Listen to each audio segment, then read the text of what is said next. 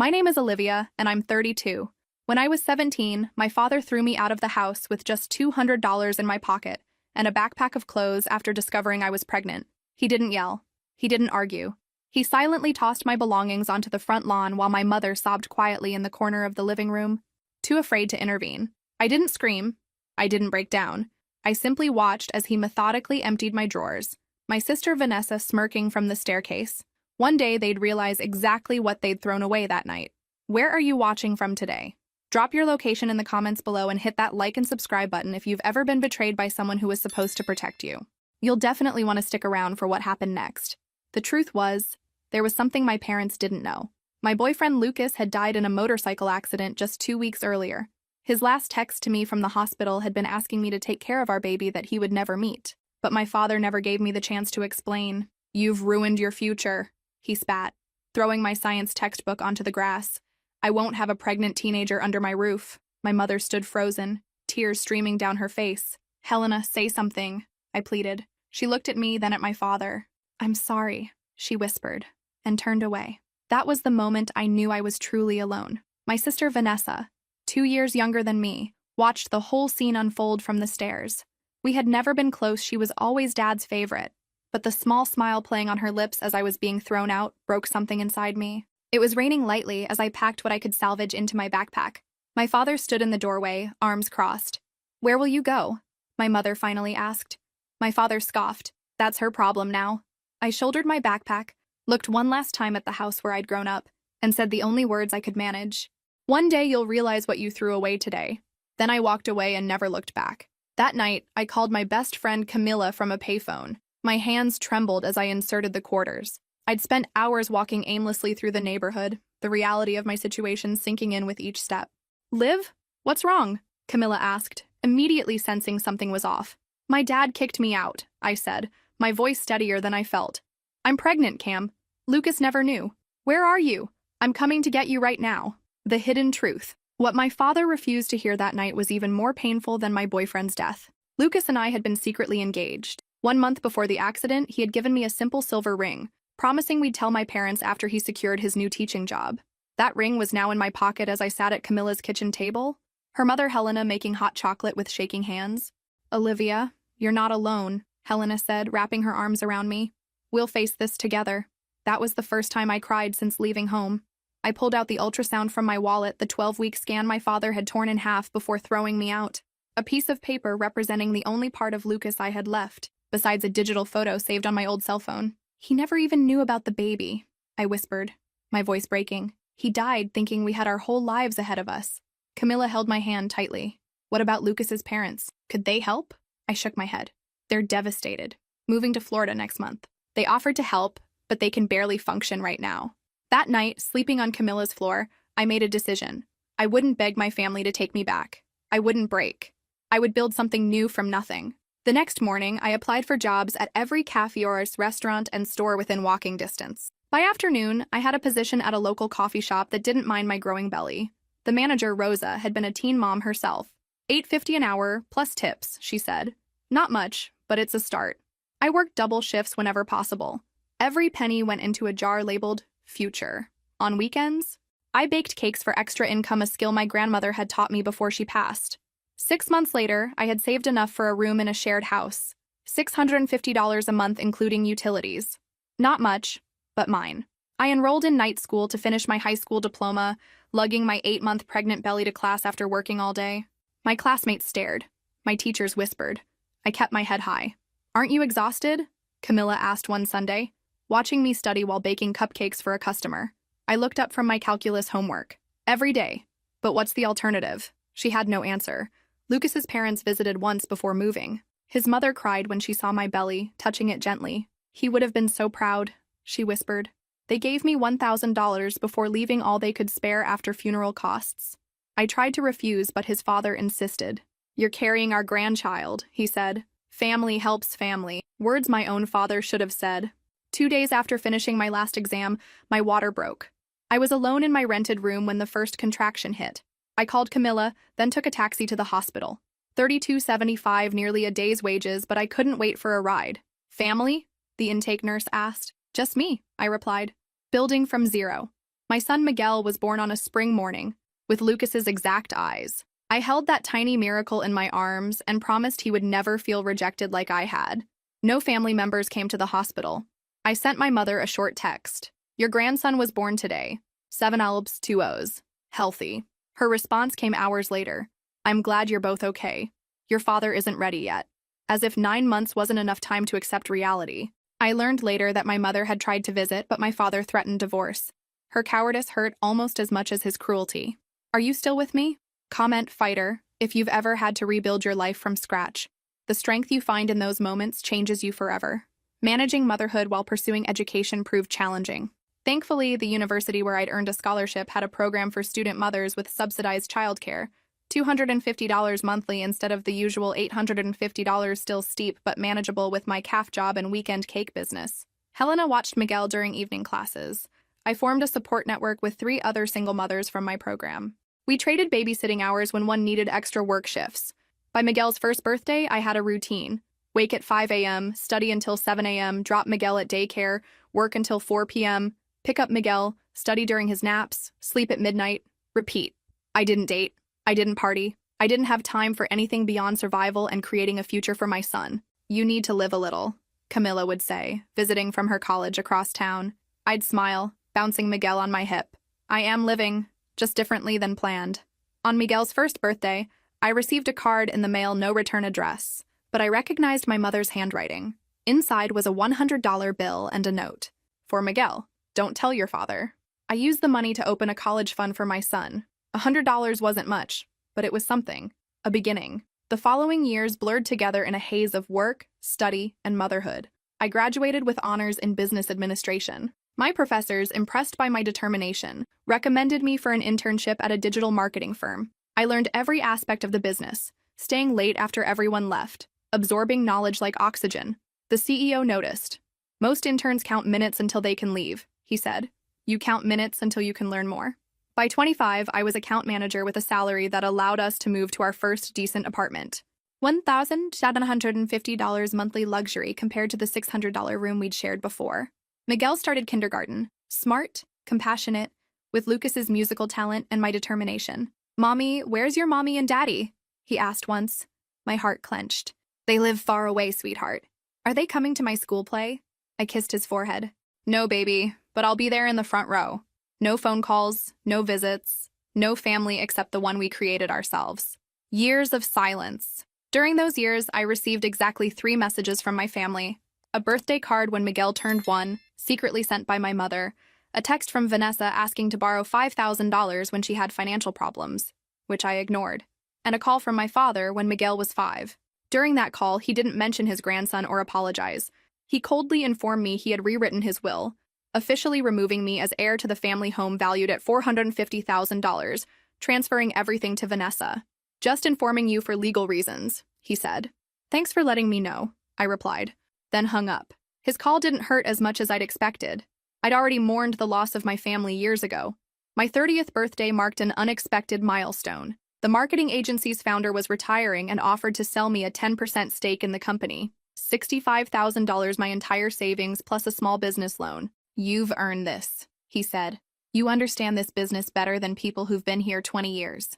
I signed the papers with steady hands, thinking of the terrified 17-year-old girl I'd once been. At home that night, I showed Miguel the contract. Does this mean we're rich? He asked, now 8 and full of questions. I laughed. No, buddy. It means we have a stake in our future. Months later, scrolling through social media, I saw Vanessa had gotten married. White dress, beaming smile, my parents on either side, the perfect family portrait. My finger hovered over the like button before I closed the app.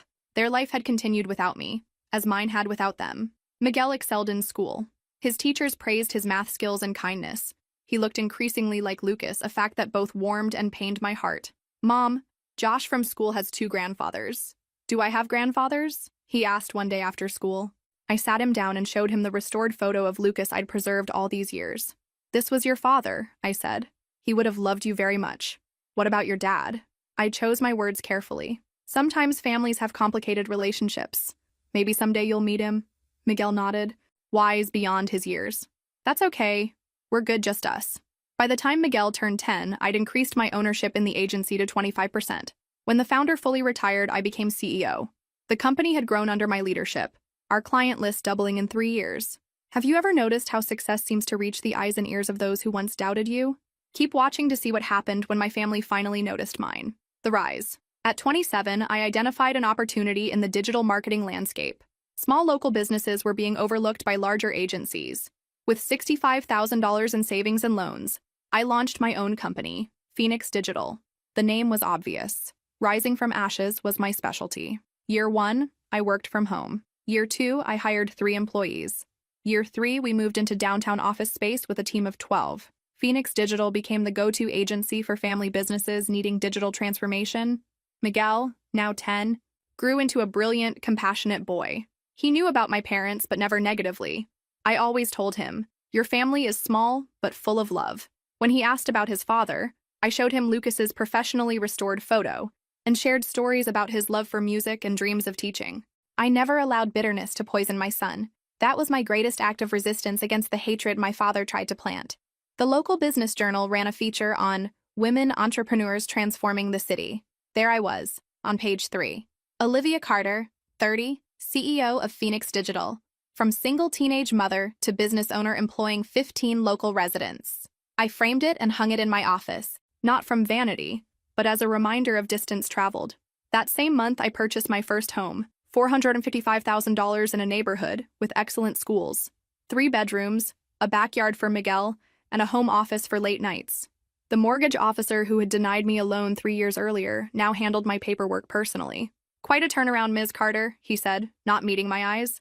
"Life takes unexpected turns," I replied, signing with the silver pen Miguel had given me for Christmas. We moved in on a Saturday. Miguel ran from room to room, claiming spaces. "Mom, I have my own bathroom. Is this really ours?" he asked that night as we sat on our empty living room floor eating pizza. "All ours," I confirmed. "No one can take it away." I didn't mention that we lived just 15 minutes from my parents' house. I'd chosen the location for the school district, not proximity to ghosts. By my 32nd birthday, Phoenix Digital had expanded again. We opened a second office in a neighboring city, 25 employees, a client waiting list, industry awards. I bought a house in an upscale neighborhood, $680,000 in the area where my parents had always dreamed of living, but never managed. Miguel, 15 now, was talented in math and music, like his father. We had created a happy, complete life together. Then, late one Tuesday afternoon, an email arrived through my company website contact form. The subject line? Family. My hand trembled as I clicked it open. The unexpected news. The email was brief. "Dad is sick. Advanced cancer. He's asking for you." My sister Vanessa had found me easily. My name and photo appeared in business magazines and on Phoenix Digital's website. She included a phone number at the bottom. I sat frozen, staring at the screen for hours. Miguel found me like that and asked what happened. When I told him, he simply said, "Mom, you always taught me forgiving doesn't mean forgetting. Maybe it's time to show that." The wisdom of this boy who never knew his grandparents left me speechless. For an entire week, I debated whether to call. This wasn't about forgiveness I'd forgiven long ago, for my own peace. It was about protection, mine and Miguel's. Finally, I decided facing my past was the last step to completely freeing myself from it. I dialed the number, expecting my father's voice. Instead, my mother answered, her aged voice breaking when she heard me. "Olivia? Is it really you?" She wept openly. "Your father. He doesn't have much time. Please come see him." "Did he personally ask for me, or is this your idea?" I asked, my voice steady. "He saw your photo in the local paper last month when you won Businesswoman of the Year." This revelation didn't surprise me. He always valued status and success above all else. "I'll visit, but with 2 conditions," I said. "First, Miguel comes with me. Second, I won't pretend the last 15 years didn't happen." She agreed immediately, as she always did when caught between loyalties. That evening, I sat Miguel down to explain. "We're going to meet your grandfather tomorrow. He's very sick." Miguel looked up from his homework, his eyes so like his father's, serious. "Are you okay with that, Mom?" I reached across the table and squeezed his hand. "I am if you are, but I need you to understand something. These people, they weren't kind to me when I needed them most." "Then why go?" he asked. I considered the question carefully. Sometimes the strongest thing you can do isn't holding a grudge. It's showing people you succeeded despite them, not because of them. He nodded, understanding beyond his years. That night, I couldn't sleep. I stood at my bedroom window, looking at the city lights, thinking about the 17-year-old girl who'd had nowhere to go, the single mother who'd studied with a baby on her lap, The woman who'd built a company from nothing but determination. Would any of that have happened if my father hadn't thrown me out? Drop a in the comments if you believe sometimes the worst moments in our lives lead to our greatest strengths. Sometimes our deepest wounds become our most powerful transformations. The inner confrontation. The next morning, Miguel and I drove to the house where I grew up. It seemed strangely smaller than in my memories. In the garden, the same flower beds my mother always tended, now visibly neglected. My mother opened the door before we even rang the bell. Her eyes immediately fixed on Miguel, the teenage version of Lucas, with undeniable traces of our family. "Is this," she began, hands trembling. "This is your grandson, Miguel," I said simply. The boy, now taller than his grandmother, politely extended his hand. She ignored the formal gesture and hugged him, sobbing. Over her shoulder, I saw my sister Vanessa standing in the hallway, her face a mixture of shock and what looked like guilt. She hadn't expected me to actually come, much less bring living evidence of what the family had lost. "You came," she said flatly. I nodded. "How is he?" "Dying," she replied. "Dying," the word hanging between us. My mother finally released Miguel, wiping tears. "He looks so much like Lucas," I finished. "Yes, he does." Miguel stood tall beside me, shoulders straight like I'd taught him. Pride swelled in my chest. "Where is he?" I asked. "Upstairs, in your old room," my mother answered. The irony wasn't lost on me. The room I'd been forced to leave was now his prison. "Can I get you anything? Coffee? Water?" my mother asked, falling into hostess mode as if I were a visitor, not her daughter. "We're fine," I replied. "Miguel, would you like to stay downstairs or come up?" "I'll come with you." "Mom," he said immediately. As we climbed the familiar stairs, memories flooded back. Homework at the kitchen table. Christmas mornings. The night I was thrown out. My mother followed behind us, chattering nervously. "We converted your room when he got too sick for the stairs. The hospital bed wouldn't fit in our bedroom." I stopped at the doorway, steeling myself. The room looked nothing like the teenager's sanctuary it had once been. Medical equipment, medication bottles, the unmistakable smell of illness. The man in the bed was merely a shadow of the authoritarian patriarch who had expelled me, thin, jaundiced, with oxygen tubes. His eyes opened when I entered. First confused, then widening when he saw Miguel behind me. "Who?" His voice was a harsh whisper. "This is Miguel, your grandson," I said calmly. "Son of Lucas, who died a month before you threw me out. The fiancé you never met because you didn't give me a chance to explain." The silence that followed was deafening. I saw the exact moment understanding hit his eyes. 15 years of regret concentrated in a single instant. The return. "Vanessa, Helena, leave us," my father requested with what little strength he had. When we were alone, he gestured for me to come closer. Miguel stood protectively at my side. "I was wrong," he said. Each word a visible effort. Stupid pride, fear of what others would say, lost everything. There was no satisfaction in seeing this broken man confess his mistakes. Only a profound sadness for time wasted. "Why now?" I asked. "Because you're dying?" He shook his head weakly. "Saw your company in the paper last month. Businesswoman of the year, your photo." Realized what I threw away. The truth finally emerged. It wasn't moral remorse, but admiration for my success. He would have continued ignoring me if I were still the pregnant girl working in cafes. "When I changed the will years ago, never imagined how much you'd achieve alone. This revelation should have hurt. But instead, it freed me." "Miguel," I said, "could you give us a minute?"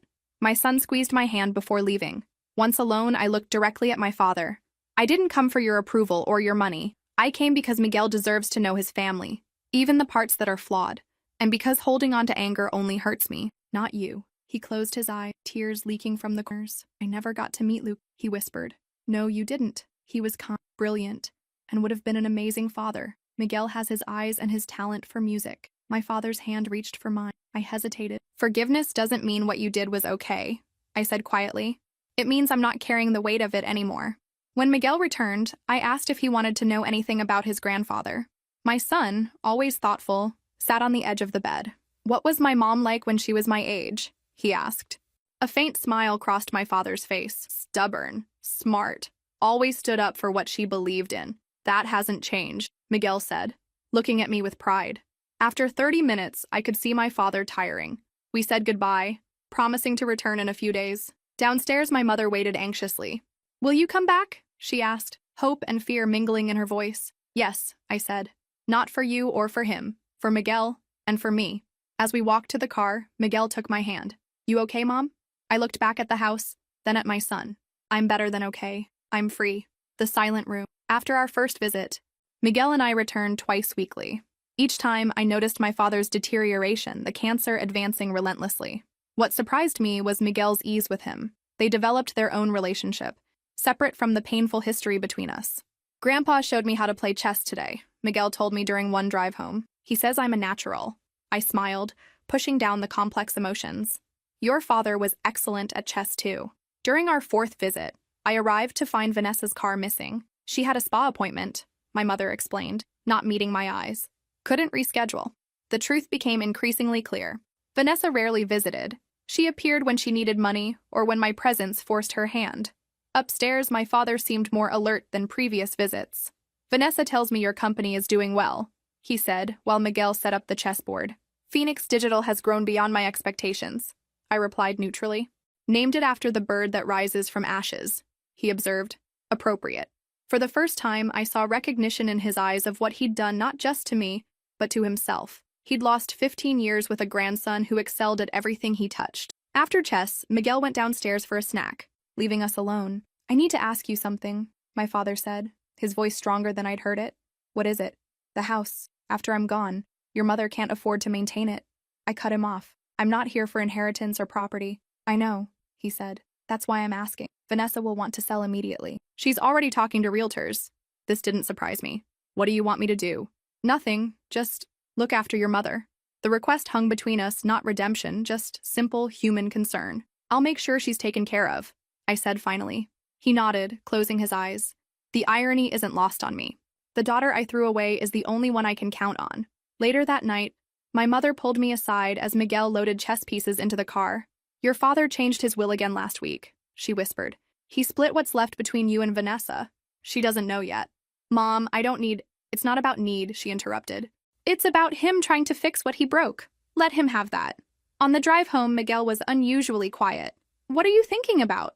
I asked. Grandpa asked me about Dad today. I showed him the picture you gave me. My heart tightened. What did he say? He said he was sorry he never got to meet him, and that he was sorry for a lot of things. I reached over and squeezed my son's hand, unable to speak past the lump in my throat. The confession. My father's condition deteriorated rapidly in the following weeks. During one visit, we found a hospice nurse had been hired. The end was near. Vanessa suddenly appeared regularly, displaying a daughter's devotion that had been absent for months. She made a show of adjusting pillows and checking medication, always when the hospice nurse was watching. You've done so well for yourself, she said one afternoon while my father slept. Must be nice to afford designer clothes and luxury cars. I glanced at my modest watch and simple clothes. Is that what you think I spend my money on? She shrugged. I've been here taking care of them while you built your perfect life. Before I could respond, my mother entered the room. Vanessa, enough lies.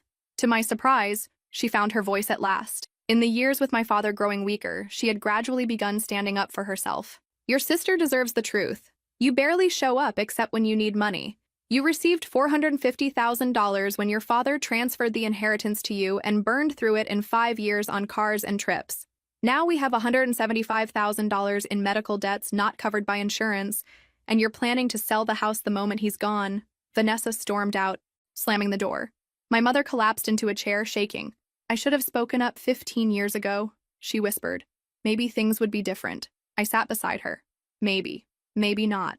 That night, my father asked to speak with me alone. Vanessa was always easier to love, he confessed, his voice barely audible. She needed me. You were always so self-sufficient. That doesn't justify what you did, I said quietly. No, nothing does. He paused, gathering strength. When you were thrown out, I thought I was protecting the family reputation. What would people think, my teenage daughter pregnant? But in trying to preserve appearances, I destroyed what mattered. His hand sought mine in the dim light. The day you left, you said we'd realize what we threw away. You were right.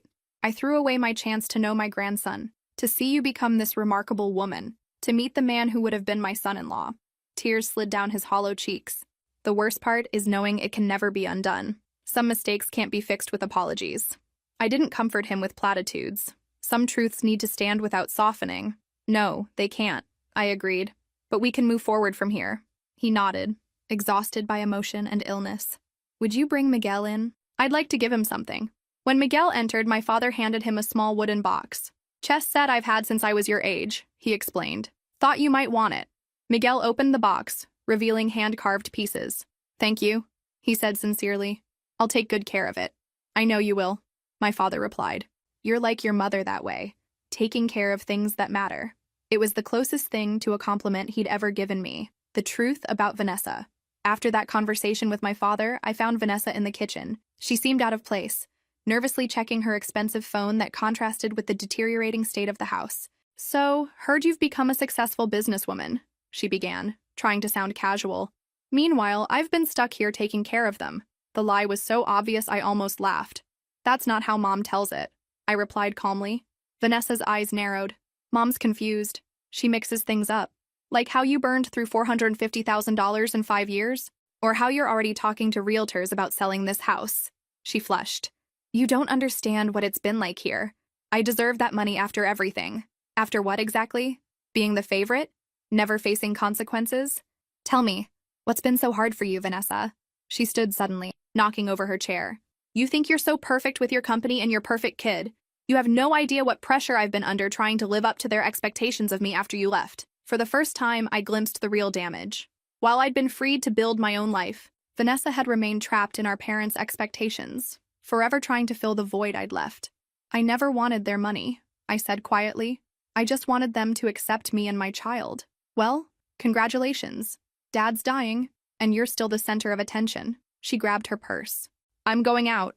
My mother entered as Vanessa stormed past her. She's always been like this, she sighed. Even as a child, we indulged her too much after you left. I think we were trying to compensate for losing you.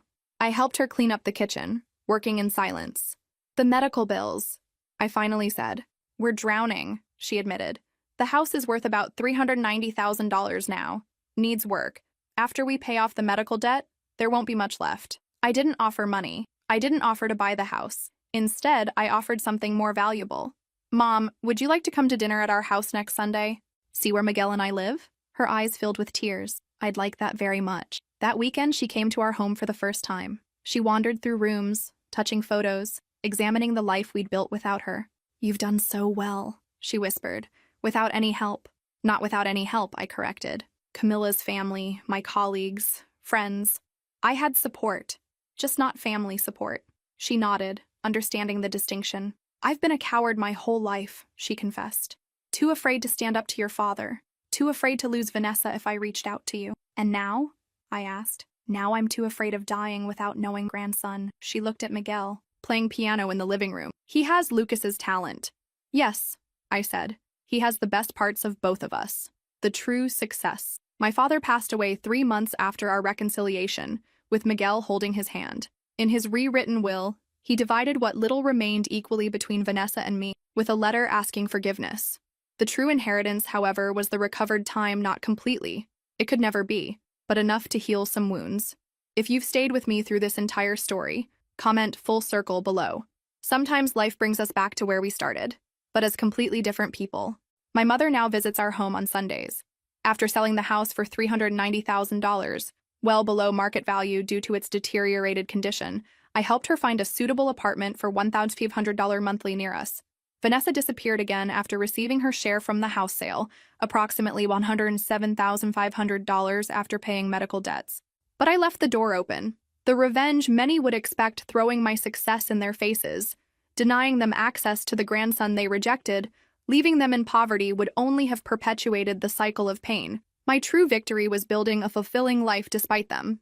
And then, when the moment came, showing the capacity for compassion they didn't have for me. Justice didn't come as retribution, but as contrast. While they lost 15 precious years with an amazing grandson due to pride and prejudice, I gained a life of independence, success, and above all, integrity. Recently, Miguel asked me a question that stopped me in my tracks. Mom, are you glad Grandpa threw you out back then? I considered his question carefully. No, I'm not glad it happened that way, but I'm proud of who I became because of it. Sometimes life's worst moments force us to discover strengths we never knew we had. He nodded thoughtfully.